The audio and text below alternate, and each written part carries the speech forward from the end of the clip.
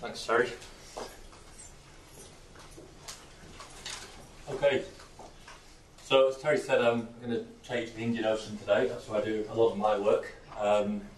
There's a number of reasons for that. First of all, I think it's a really interesting place to work. There's huge gradients in human use. So you've got very heavily exploited reefs on the East African mainland, all the way through to uninhabited, very lightly exploited atolls in the middle of the Indian Ocean. So you've got these huge gradients in human use exerting different top-down pressure on the ecosystem. And with that, you can ask all sorts of questions. So these are just data showing what the fish biomass looked like across the region for about, I think there's 8 or 9 countries there, and underwater visual sensors of the biomass of the fish community. And each of these stacked bars is broken up by the trophic level of the fish community. And in most countries, we've got sites in fished areas and unfished areas.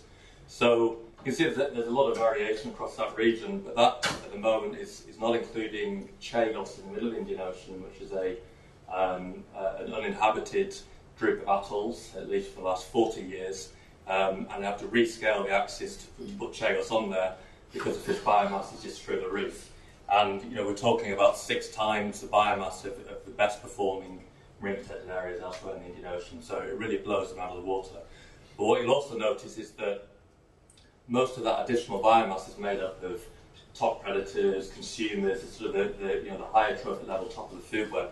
So that's what's really being lost through the rest of the Indian Ocean. So this is just a bit of a preamble to the Indian Ocean region, but we're trying to use this information to see what kind of management or ecosystem-based management targets you might be able to set in the tail of that distribution, if you like, where most coral reefs exist, where there are people, where people are interacting with the reefs. This is a biomass gradient across the Indian Ocean, with Chagos represented by these dots here. And you can see that this is a fish community broken down by average life history parameters of the entire community and by proportions of different feeding or functional groups. And the 2 things I want you to really notice is that most of the non-linear change, most of the dramatic change in both life history traits and in these feeding groups is occurring at quite low biomass. And we think that's quite important and quite interesting, because it really suggests that even though a lot of that biomass is lost when you go away from these really large remote areas, the really dramatic change in the ecosystem often occurs at quite low biomass. So it really speaks to the fact that local scale fisheries management will be important for maintaining a lot of these functions and some of the most drastic non-linear change. And when you get out to remote places like Chagos, you get these quite dramatic changes in certain life history characteristics and returns in piscivory and so on. The other paper that Terry just mentioned, the other Nature paper, was actually led by Aaron McNeil, who's based at Ames, and that's a global analysis of similar questions that he's put together.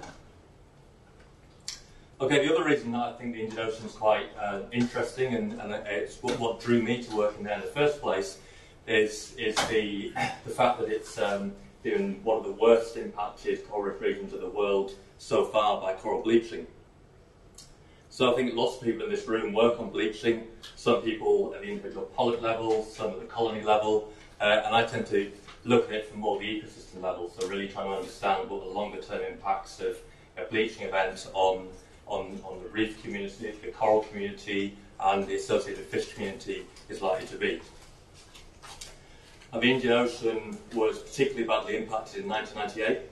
About 45% of live coral was lost across the region in that 1 year, and some locations such as the Seychelles, which I'm going to focus in on shortly, lost over 90% of its live coral in that 1 year alone. So it really was a huge pulse disturbance event that hit these reefs. We collected data with colleagues from all of these countries, multiple sites within each, to try and look at the impacts on the Benthic community and associated impacts on reef fish. Just a couple of examples from that. When we looked at the extent to which coral was lost, so in this scale, when you get down to about -4, you're losing about 99% of your live coral covers. So you're losing, a huge amount of the reef corals have died. And we found quite strong negative relationships with a whole bunch of different types of ways that you can carve up the fish community, including loss of species richness. And some of the most dramatic changes were occurring in the Seychelles, and again that gets back to the fact that the Seychelles was just so badly impacted by that event. The Indo-Seychelles sit on a large piece of continental shelf, which basically fell off Gondwana land as India moved up, and so it's actually quite even though it's right out in the Indian Ocean there, it's not an atoll system. The southern Seychelles are atolls, but the inner Seychelles are on a bit of continental shelf, and so it's all quite shallow. So the reefs bottom out at about 10 metres mostly. In '98, the massive El Nino event lined up the Indian Ocean dipole, and warm water pooled in this region of the Indian Ocean for a long period of time. There's glass-out conditions, and the Seychelles, because of that shallow water environment, was like a bathtub, and that's why the bleaching was quite so severe. A guy called Simon Jennings, who visited JCU and gave a seminar last year, was doing a postdoc with Nick Balloon in Newcastle in the mid-90s. And he went out and did some very comprehensive surveys around the Inner Seychelles, looking at questions such as relationships between benthic habitat and fish communities and impacts of marine reserves and so on. And because of those questions, he collected very comprehensive data from 21 sites all around the Seychelles. High level of replication, so we had 16 counts within every site, covering pretty much half a kilometre of reef at each site. And he collected comprehensive benthic data, so coral community structure, structural complexity of the reefs and so on, and really comprehensive fish data, so diversity, abundance and length estimates for the fish community, because he was interested in fisheries issues. And that served as a really powerful baseline data set, it turned out, because that was just 4 years before this enormous bleaching event came along. So this is a couple of older papers, just to put this in context. So this was work that Sean Wilson and I did, where we went back to the Seychelles in 2005 and repeated Simon's surveys after that bleaching event using identical methods. So this is a PCA, which I think everyone in this room is probably okay interpreting. But these solid dots are the 21 sites in '94 before that bleaching event, and point to the sites that are close to one another are more similar to each other in terms of their benthic composition than sites that are further apart. And these open symbols are the same sites in 2005 after the bleaching event. And as expected, there had been a huge shift in the benthic composition from reefs that were dominated in the mid-90s by branching and massive live corals, high structural complexity, lots of soft coral, to reefs that were now dominated by macroalgae, dead branching coral, lots of rubble and so on, and low levels of coral cover and complexity and so on. If we look at the fish community among those individual 21 sites, ordered from sites that generally retained a lot of their physical structure versus sites where a lot of that physical structure eroded and was lost, you can see that there's this is the net loss or gain in number of individual species of fish. And you can see that on the left-hand side, where the structure of the reef was retained but live coral was lost, so at all of these sites, almost all the live coral was lost. Here, the actual physical structure of the reef was retained, and you can see quite small declines or small losses in individual species of fish and some gains in other fish. Whereas where the reef structure eroded and collapsed, we lost up to 35 species of fish were lost to some of these reefs, so they disappeared. And as I said, these were quite extensive surveys that we did. Corallivores in black, those that feed on live coral, were lost across the board, whereas other feeding groups were only lost when that physical structure of the reef collapsed and they no longer had habitat to avoid predators and so on. If we looked at the corallivores in some detail, these are facultative feeders, their abundance in 1994. They feed on all sorts of things. Live corals part of their diet, but not all of their diet. These guys only feed on live coral, but they'll feed on all sorts of types of species of coral, whereas these guys are very specialised. They'll only feed on certain species of live coral. And there's numerous different species of fish within each of these categories. So there was a small, non-significant decline in these guys, a huge decline in the abundance of these obligate generalist feeders, and the obligate specialists all but disappeared. We actually recorded local extinctions of some of these. So this is just sort of setting the scene that there was huge impacts on the fish community. Live coral was lost across the board, but there's quite a lot of variation in terms of how much structure was available and was lost. Now, Sean and I decided to keep going back to the Seychelles and monitoring these reefs, not only because it's a beautiful place, but because it was interesting for science as well. And we've now been back every 3 years since 2005, and we're monitoring all of these reefs, trying to get an understanding of what the longer term dynamics are like. This was a paper that Sean published in 2012, where we were beginning to get the idea that reefs were going on very different trajectories. So while some reefs were beginning to improve, and there was gains, annual incremental increases in live coral cover, others were expanding in their macroalgal cover, and there seemed to be this divergent pattern. And that's what really got us thinking about looking at exploring whether reefs are recovering or going on regime shift trajectories that we've just published on. So most of our understanding of regime shifts, by the way, is to many at the moment, the literature is synonymous with phase shifts. So phase shifts, I think Terry Doan was one of the pioneers of using that term, and it's been used a lot in reef science ever since. Regime shifts, the origins of that term came from more fisheries and oceanic systems, but through time they've become quite synonymous, and in the general literature now, people like Martin Scheffer and so on tend to only use regime shift, which is why we decided to use that in this particular paper. But our initial knowledge of regime shifts on reefs comes from the Caribbean, and was really made very clear and popularised by Terry Hughes' 1994 science paper, which I'm sure everyone's read plenty of times. And Terry documented that in the 1970s, these reefs in Jamaica had high cover of live coral cover and very low cover of algae. But by the 90s, there had been this huge shift in benthic community composition, and those reefs now have very low coral cover and abundant macroalgal cover. So there's been this huge shift in the community composition of the benthos, which has persisted through time in Jamaica. And there's evidence that this has happened a lot throughout the Caribbean.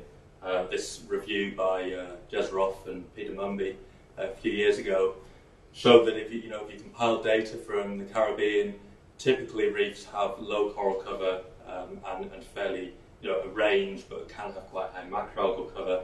But interestingly, in the Indo-Pacific, they found that there's a high range in coral cover, but rarely does macroalgae cover get highly abundant in this meta-analysis. And that led to questions about whether regime shifts were really a facet of the Caribbean, and whether they actually whether they do occur in the Indo-Pacific.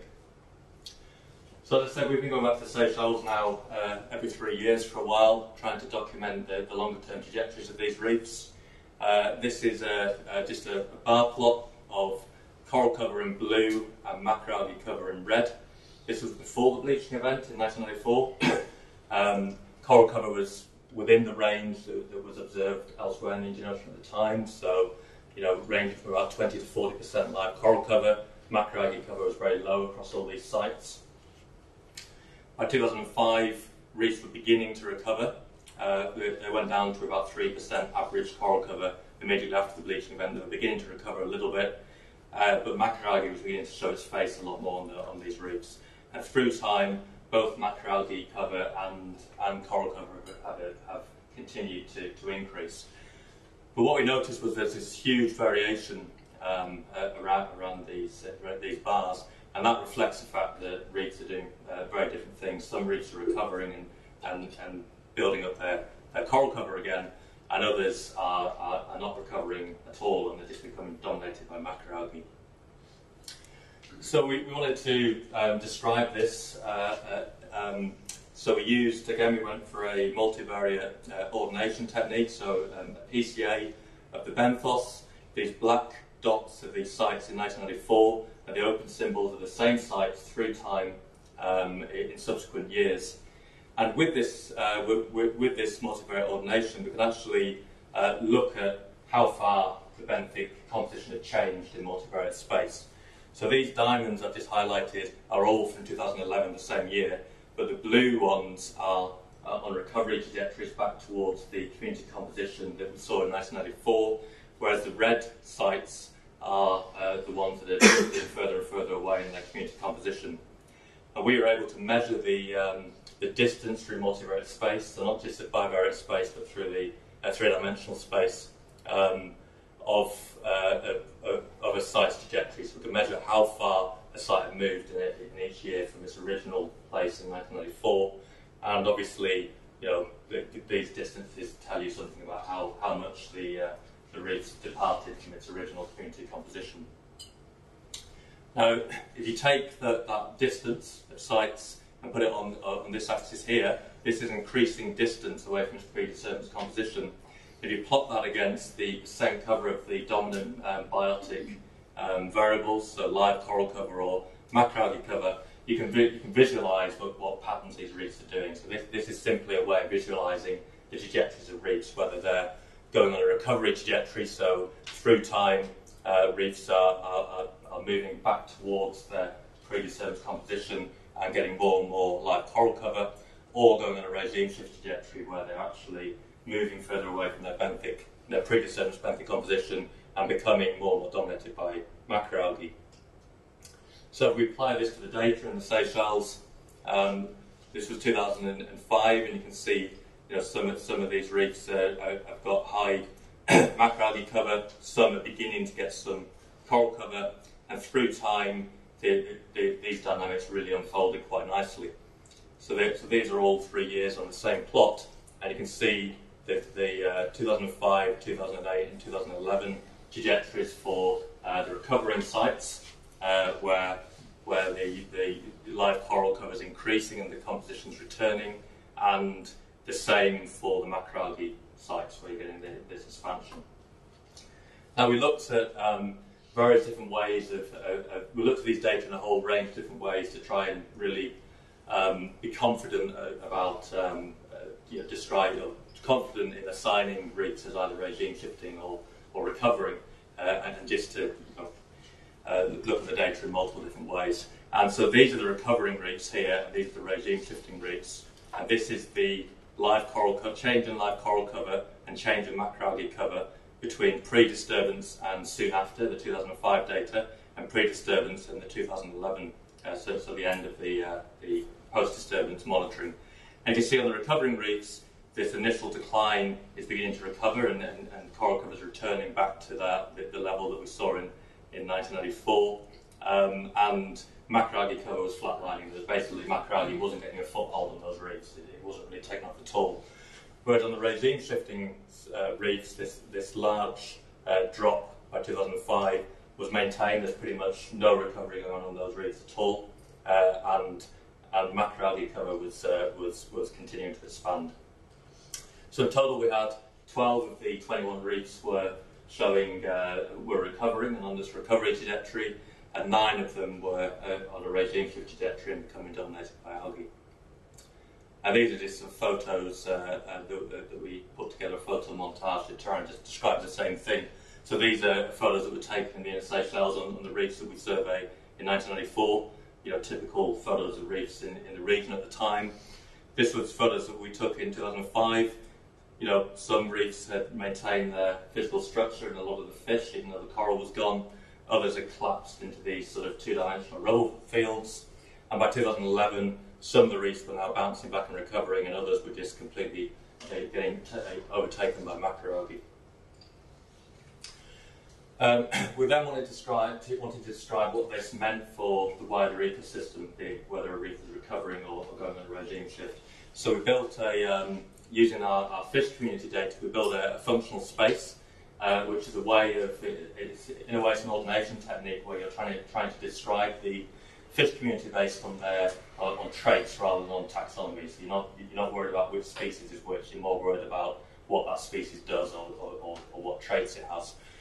We've decided to focus just on two traits because we wanted to get a functional traits. So we chose feeding group, which is obviously a key one to choose, and body size, because body size really captures a lot of information about fish. It captures information about their home range size, their feeding range, their bite size, and metabolism, and a whole range of things. And then once you've built this functional space, you can see where the fish communities and individual sites falls in that functional space. So these are the data for the recovering reefs, and these are the data for the regime shifting reefs. The black dots, if you can make them out, are the sites in 1994, and then the increasingly dark colours in blue and red are the same sites in 2005 through 2011. And these larger circles are the centroids, so the average for that particular year for all of those sites.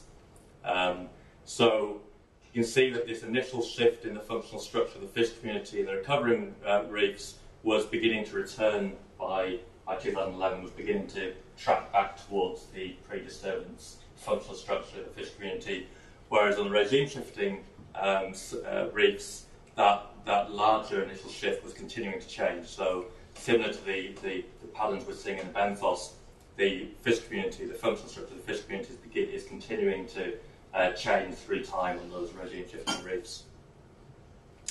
We then wanted to have a go at seeing if we could predict or understand which factors on these reefs predicted whether reefs went on a recovery or a regime shift trajectory. So trying to understand these divergent trajectories.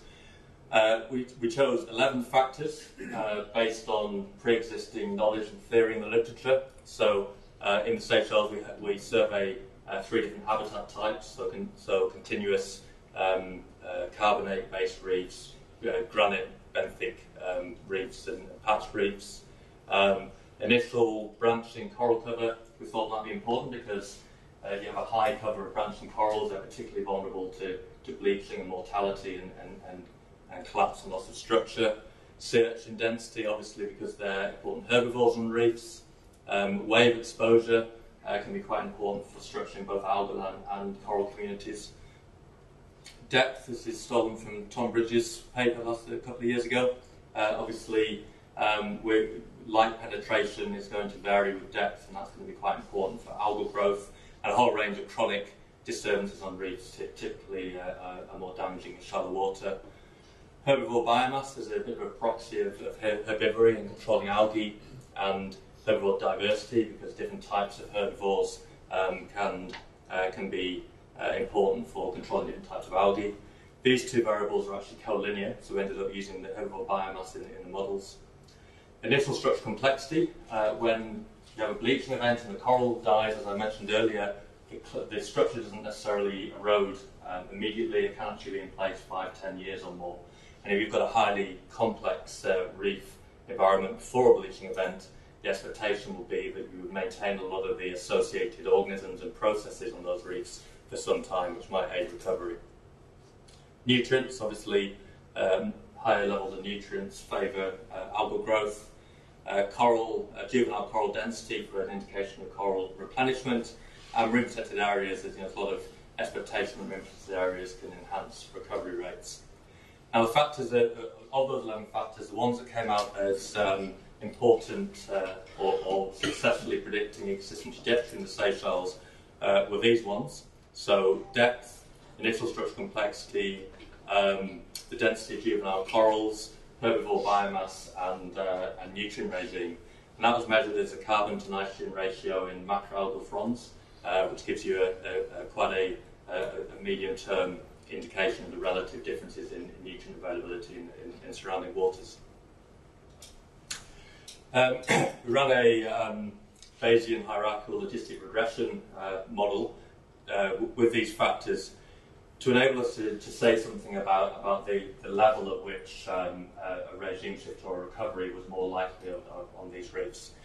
So, for example, with structural complexity, we can make statements such as within our sites in the Seychelles, at least, if complexity is higher than about 3.1, we're pretty sure that a regime shift isn't going to happen and those reefs are more likely to recover. So you can actually get an idea of the levels of these different variables at which a reef's more likely to either go on a regime shift or recover. And we could do this with all the factors. So for juvenile coral density, when it gets to about 7 juvenile corals per metre squared, you're more likely to recover than to go on a regime shift. When you're 6.5 to 7 metres deep, you're more likely to recover. Herbivore biomass for about 175 kilograms per hectare and about 38 for carbon to nitrogen ratio for recovery. Something that I think Simon Jennings initially was really keen on looking at was if you took the two of the more simple and temporally stable factors and looked at them in isolation, how good were they at predicting existing trajectory? So Simon's quite involved in, fisheries, advising on fisheries governance and so on in the UK, so he's always thinking very practically.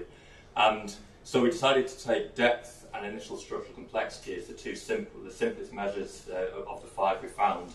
And importantly, both of them are pretty stable through time. So you can survey, in the absence of major disturbances, the structural complexity of the reef shouldn't change drastically over at least short periods, over several years. And depth is obviously going to be stable through that time as well. So that enables you to survey a whole range of reefs and actually start to get an idea of which reefs are more or less likely to bounce back and recover versus become degraded following a bleaching event. We found that these two factors alone, within the Seychelles data set, were able to successfully predict existing trajectory 98% of the time. So they had a really strong predictive power.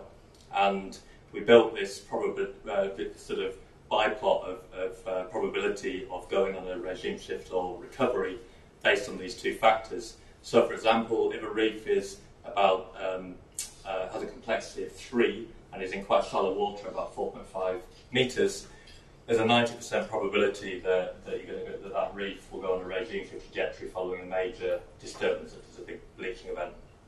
Whereas with a bit more complexity and a bit deeper, the probability of a regime shift becomes much lower, and the reef's has got much more capacity to bounce back. And so this becomes quite useful if you survey a whole range of reefs to actually see where different reefs fall on this plot, and you can start understanding the trajectories. We then wanted to see what the generic value of these two factors was in other locations in the Indo-Pacific. So we compiled data from about 6 countries. I think there was about 60 or so individual sites, and these were from the East Africa, so Kenya and Tanzania, through to the South Pacific, so Fiji, and also some data from the Great Barrier Reef. And we looked at the effect size. We had data on depth and initial structural complexity before a major disturbance, and we had data on post-disturbance cover of algae and coral, so whether algae or coral became more abundant post-disturbance. And with that, we could look at the effect size using the same models as we did in the Seychelles for these two variables in the other countries.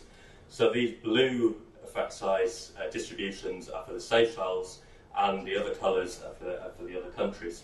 And in all cases, over 95% of that distribution was below 0, so they were successfully predicting post-disturbance outcomes in all cases.